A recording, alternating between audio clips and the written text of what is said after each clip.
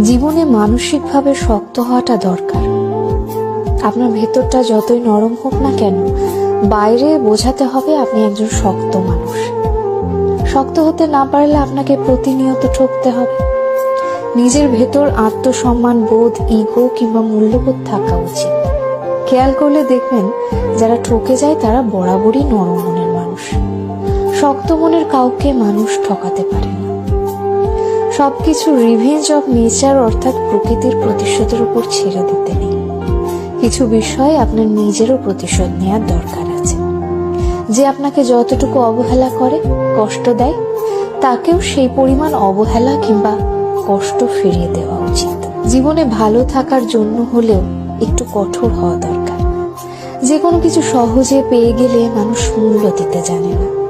মানুষ হিসেবে আপনি সহজ হতে পারেন, তবে সস্তা কিংবা